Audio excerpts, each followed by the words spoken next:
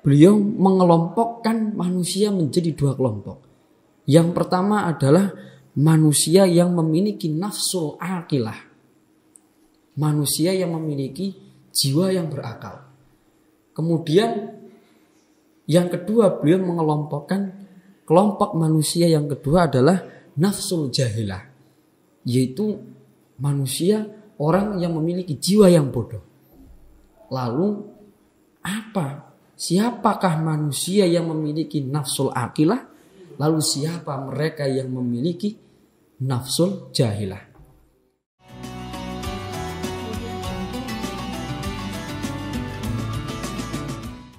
Assalamualaikum warahmatullahi wabarakatuh. Alhamdulillahirabbil alamin wa bihi nasta'in wa ala umuri dunya waddin. Wassalatu wassalamu ala nabiyyina Muhammadin wa ala alihi wa ashabihi wa man tabi'ahum bi ihsanin ila yaumiddin. Amma ba'du. Pemirsa dimanapun Anda berada, yang pertama-tama dan yang paling utama, marilah kita senantiasa memanjatkan puji syukur kehadirat Allah Subhanahu wa taala yang telah melimpahkan nikmat, taufik serta hidayahnya kepada kita semua, sehingga saking banyaknya nikmat yang telah diberikan oleh Allah, kita tidak mampu menghitung rahmat, tidak mampu menghitung kenikmatan yang telah diberikan oleh Allah. Yang kedua kalinya, sholawat dan salam semoga senantiasa tercurahkan kepada junjungan kita Nabi besar Muhammad SAW, yang semoga saja dengan wasilah sholawat dan salam tadi kita termasuk golongan umat beliau yang berhak mendapatkan syafaatnya kelak di yaumil qiyamah. Amin Allahumma amin. Pemirsa dimanapun Anda berada, sabar merupakan hal yang sering kita ucapkan, terutama kita ucapkan terhadap orang lain.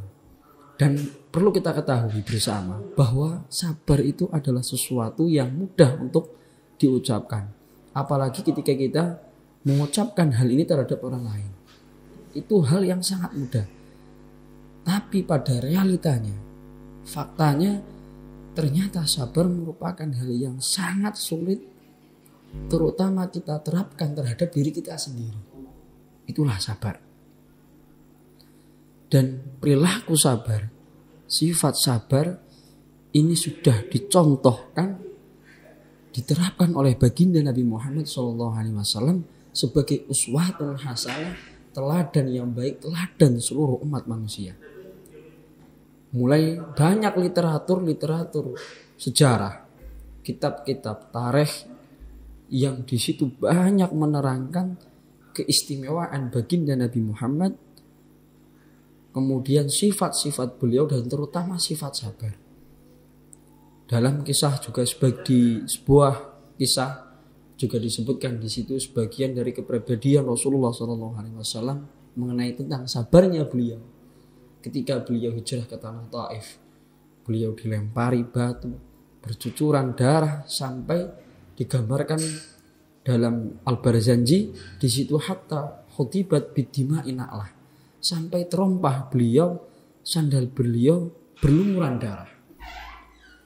Kemudian Nabi pulang ke tanah Mekah berpapasan dengan malaikat yang menjaga gunung. Kemudian malaikat tersebut menawarkan terhadap baginda Nabi, meminta izin terhadap Rasulullah, apakah diperkenankan gunung tersebut dilemparkan terhadap orang-orang Taif sehingga orang-orang Taif binasa. Tapi apakah kemudian baginda Nabi mempersilahkan, silahkan malaikat lemparkan gunung ini terhadap orang-orang Taif sehingga mereka binasa? Tidak. Jawaban yang indah yang dituturkan oleh baginda Nabi dalam Al-Barzanji disebutkan, ini arju ayyukhrijallah min aslabihim man yatawallah. Tidak, saya berharap nanti keturunan orang-orang Taif nanti akan ada yang mengisahkan Allah. Ini harapan beliau sekaligus doa beliau untuk orang-orang Taif. Dan ternyata terbukti sampai sekarang. Doa Rasulullah. Kemudian dalam sejarah lain juga disebutkan ketika setiap pagi Nabi Muhammad SAW ini beliau sering kali menyuapi, bahkan setiap hari menyuapi orang Yahudi yang buta di tanah Madinah, yang selalu dari mulut orang tersebut keluar caci makian, keluar hinaan terhadap Rasulullah. Karena posisi dia buta sehingga dia tidak tahu bahwa orang yang setiap hari menyuapi orang Yahudi buta tersebut adalah baginda Nabi Muhammad yang setiap hari ia cerca, yang setiap hari ia hina. Ini kan membuktikan betapa besarnya kesabaran baginda Nabi Muhammad Sallallahu Alaihi Wasallam. Bayangkan jika kita setiap hari menolong orang yang setiap hari menghujat kita. Kemudian kepribadian Rasulullah, kesabaran Rasulullah yang lain. Beliau adalah orang yang pertama kali menjenguk orang yang sering melempari kotoran unta terhadap beliau, orang yang sering meludahi beliau. Ketika sakit, Rasulullah lah yang pertama kali menjenguknya. Ini merupakan kepribadian yang luar biasa. Kemudian kesabaran Rasulullah dalam memaafkan orang-orang yang ada di balik pembunuhan paman beliau Sayyidina Hamzah.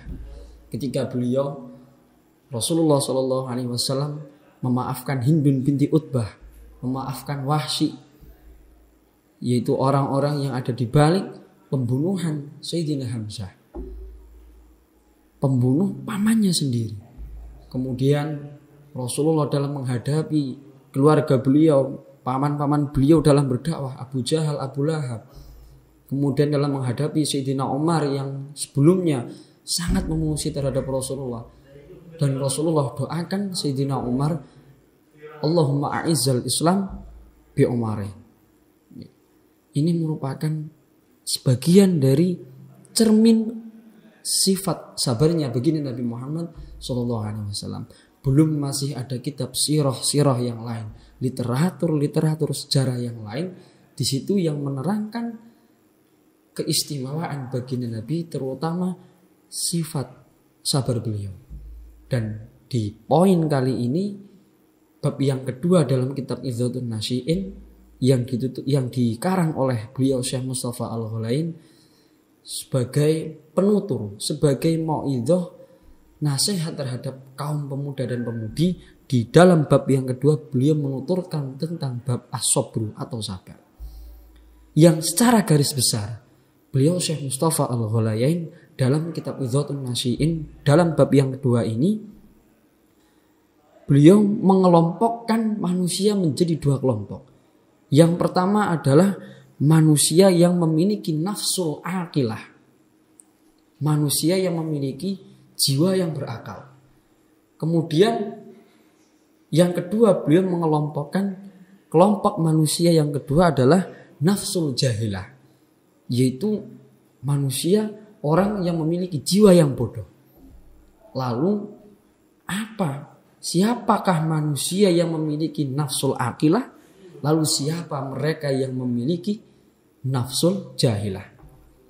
Yang pertama, bahwa di sini disebutkan innar rajula al-aqila man yasbiru 'alal khutub. Bahwa seseorang yang mempunyai akal, kriteria manusia yang memiliki akal yang sehat adalah mereka yang sabar dalam menghadapi setiap sesuatu yang besar, setiap cobaan yang besar maupun cobaan yang kecil. Karena kita tahu realita yang ada di kehidupan kita setiap hari, yang ada hanyalah masalah. Senang, gembira hanya sebentar. Setelah itu sedih kembali. Kemudian bahagia sebentar, sedih kembali. Itulah kehidupan. Akan terus silih berganti, tidak selamanya sedih dan tidak selamanya senang. Dan di sini disebutkan kriteria orang yang berakal juga, bahwa orang yang berakal adalah mereka wa yuqabiluha rabitol ja'si wa la yuqabiluha masduhan la yastaqiru ala halin minal qalb. Jadi orang-orang yang memiliki akal yang sehat, orang-orang yang mampu menggunakan akal sehatnya adalah mereka orang-orang yang menghadapi setiap keadaan, menghadapi setiap masalah tidak merasa bingung. Kemudian orang-orang yang mampu melawan hawa nafsunya. Ini juga mereka orang-orang yang sabar dan orang-orang yang memiliki akal yang sehat. Karena kita tahu bahwa hawa nafsu, sifat dasar daripada hawa nafsu adalah al-ammaratum bisu. Selalu memerintahkan kita terhadap sesuatu yang buruk. Ini sifat dasar daripada hawa nafsu. Dan perlu kita ketahui juga, Al-Imam Busiri dalam sebuah syairnya juga menuturkan, mengumpamakan hawa nafsu dengan bayi, dengan anak kecil. Dalam syair, dalam kitab Burdah disebutkan bahwa wan nafsu katifli intuhmilhu syaba'ala hubbir rodo'in wa intaf. Biarkan tanpa kita sapih, maka bayi tersebut akan terus menyusu terhadap ibunya. Kemudian ketika bayi tersebut disapih untuk tidak menyusu terhadap ibunya, maka bayi tersebut pun akan tersapih. Begitu pula layaknya hawa nafsu. Ketika kita tidak berusaha mengekang hawa nafsu, maka akan terus selamanya diri kita akan terbawa hawa nafsu, terus al-ammarah bisu. Segala sesuatu yang kita lakukan adalah sesuatu yang negatif terus. Ini karena kita mengikuti sifat dasar daripada hawa nafsu ketika kita tidak mampu mengekang dan menahan hawa nafsu. Kemudian masuk dalam titik pembahasan yang dituturkan oleh beliau bahwa manusia di sini dikelompokkan menjadi dua oleh beliau. Yang pertama tadi seperti yang sudah saya sebutkan, nafsul aqilah, dan yang kedua adalah nafsul jahilah. Orang yang memiliki jiwa yang berakal dan orang yang memiliki jiwa yang bodoh. Yang pertama, wan nafsul aqilah fiha malakatun tu'addah wa ta'ni fahiyya tas'a hadiatan lituzila ma'alama biha minal khutbi wa tadfi'a anha adiyatal mihan. Jadi orang yang memiliki jiwa yang berakal adalah orang yang memiliki sikap dalam hatinya, sikap dalam dirinya pelan-pelan dalam menghadapi semua rintangan, dalam menghadapi semua masalah. Masalah yang kecil maupun masalah yang besar. Inilah kriteria orang yang jiwa orang yang berakal. Karena kita tahu, bahkan sering sangat kita alami ketika kita menghadapi sebuah masalah, kita terkadang bingung, bahkan kita putus asa dalam menghadapi masalah tersebut. Dan di sini disebutkan tadi bahwa nafsul aqilah, orang yang memiliki jiwa yang berakal adalah mereka yang pelan-pelan, mereka yang selalu menggunakan otak dinginnya. Mereka selalu menggunakan pikiran yang dingin dalam menghadapi setiap masalah yang ada. Masalah satu selesai, kemudian menyelesaikan masalah-masalah yang lain. Jadi dia tidak merasa khawatir, tidak merasa putus asa akan masalah yang ia hadapi. Karena kita tahu, satu masalah kita selesai, satu masalah dalam kehidupan kita selesai, Allah Subhanahu wa ta'ala masih menyediakan masalah-masalah yang lain.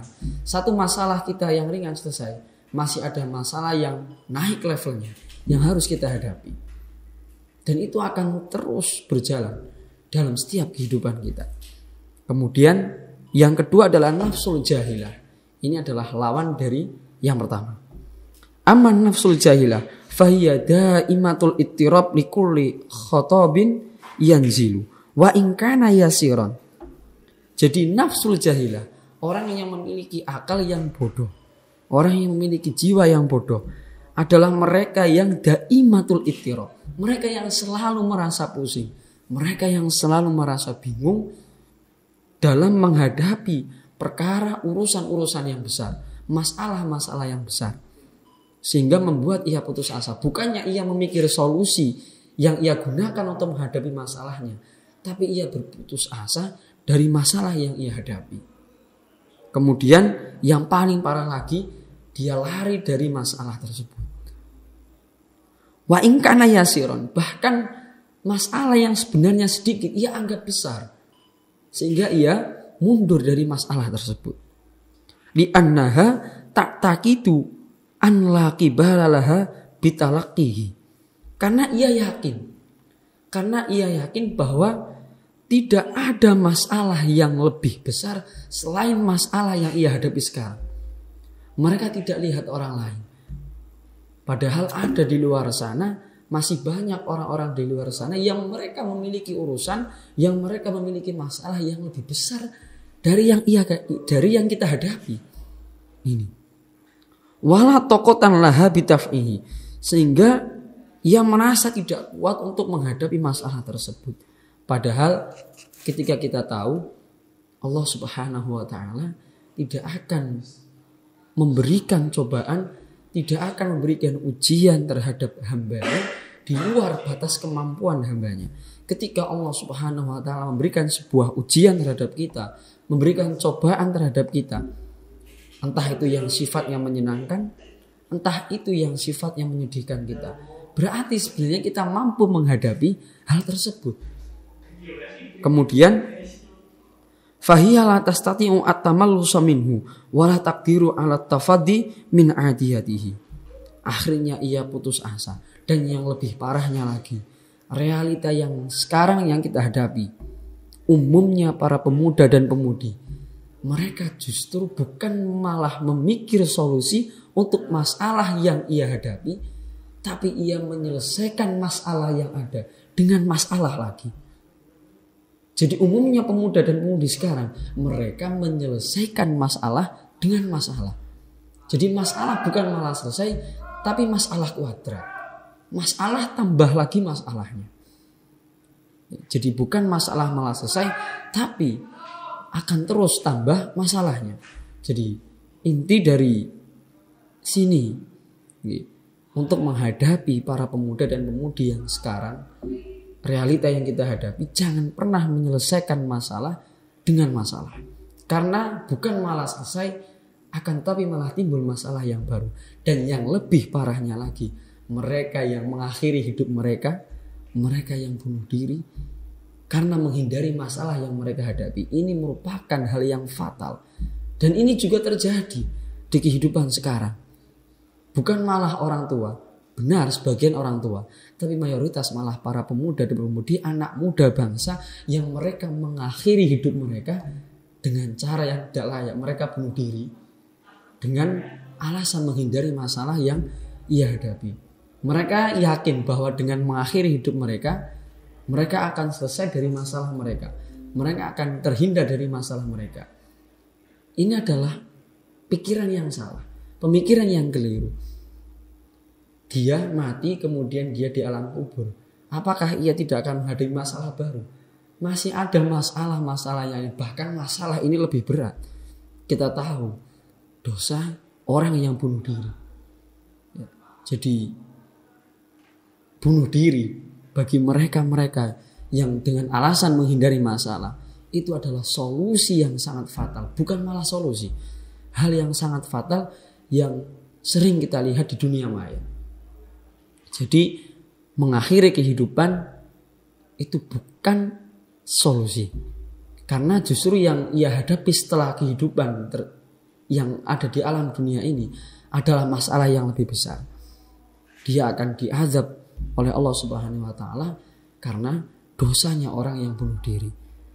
Mungkin inilah yang dapat saya sampaikan terhadap para pemuda dan pemudi, terutama diri saya sendiri selaku seorang pemuda dan semua generasi penerus bangsa, bahwa masalah yang akan kita hadapi di hari yang akan datang, di bulan dan di tahun yang akan datang, akan terus lebih besar dan akan terus lebih rumit. Kita siapkan mental kita siapkan fisik kita, dan ingat jangan pernah selesaikan masalah dengan masalah. Demikian yang dapat saya sampaikan, kurang lebihnya mohon maaf yang sebesar-besarnya.